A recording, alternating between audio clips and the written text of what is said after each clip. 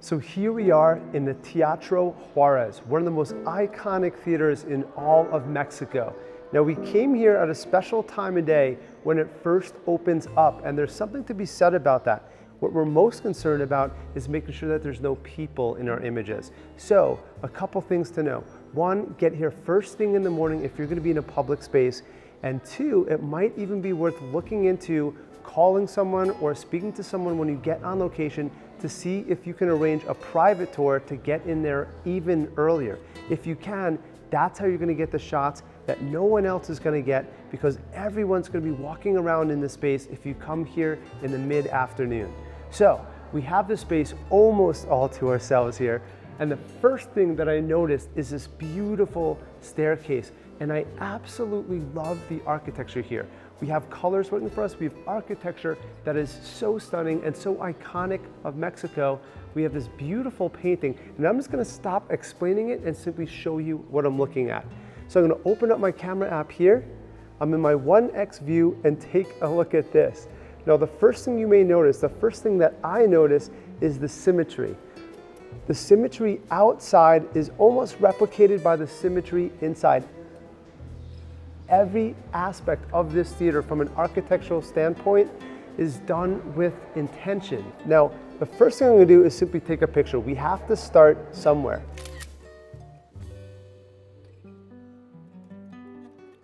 From this perspective, I wanna show you what we can do with our ultra-wide lens. I'm simply gonna switch over to my 0.5, my ultra-wide angle lens, and look what that does. All of those lines are completely exaggerated.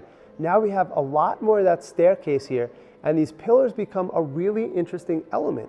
When we have our 1X, these pillars are just sort of like a frame, just a little bit of a frame on the left and right hand side, but my 0.5 really makes them part of this composition. You're also going to notice that if I pan up a little bit, I start to include this beautiful ceiling that I was talking about earlier. It actually becomes a compositional element. Now, I don't want it to be too prominent in the frame, but if I include just that element here, look at that photo. It's a completely different image. I haven't even moved my feet at all. This is what I love about photography. It's understanding your tools and putting them in use to capture your vision and start shooting with intention. So I actually really like how this ultra-wide angle lens is sort of exaggerating the scene, making it look a lot more dramatic. But I do think that these pillars on either side are just a little bit too prominent.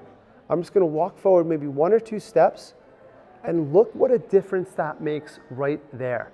Let me show you further. If I simply pan to the left and pan to the right, see how much that scene changes. Same thing if I tilt down and tilt up, an entirely different scene. So with this shot right here framed up, I actually really love this shot. This is working well for me. So I'm gonna grab this photo. I'm gonna get down. So I'm actually going to squeeze my arm through this gate here and get down really low and close to these steps and then shoot up. Now, why am I doing that? Because I noticed the pattern on the ceiling that I can only capture from this perspective with an ultra-wide angle lens. It's a completely different image than anyone else would have seen simply walking by these steps.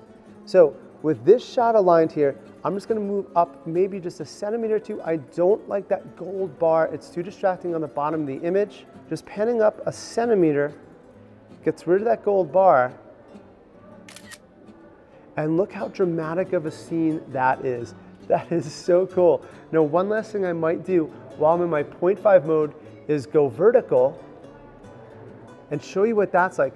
Now for here, I'm not sure I'm liking this as much because the very top of my frame now is a little bit boring, and the very bottom of my frame is, honestly, it's too dramatic of a shift. If I get closer though, it's getting a little bit better, but at the same time, those steps are just a little bit too large, a little bit too prominent in my frame. They're not as interesting as the rest of the scene here. So what I want to do from this perspective, the last thing I'll try is simply just to shift up. Now this is a very dramatic shift. I'm probably not going to do it too much. I just want that first panel of that skylight right there. Now, how dramatic of an image is that? I wanted to take this opportunity to show you how that scene changes so drastically just by changing our position within a foot or two and changing our lenses as well. When you start photographing scenes, you're gonna start shooting with intention. And the more you do this, the more you watch this course, the more you take these tips and techniques and you practice them for yourself on your own in whatever location you find yourself in, the more times that you put this into practice, the better you're going to get at visualizing a scene. I guarantee you that's going to be the biggest leap you can make from taking a snapshot to a photograph. You're literally gonna look at a scene like this one and you're gonna understand what you could do, and you're gonna start recognizing things for their potential rather than just what's immediately in front of you. This video was a free preview of my Capture It All online course. In this course, you'll discover how to use your iPhone to literally capture everything that's happening around you. We'll talk about composition, storytelling, timing, photographing people, recording videos, time lapses, flying a drone, and so much more.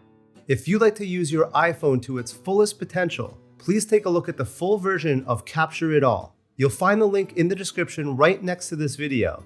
So click on that link right now and I'll see you inside the full version of the course.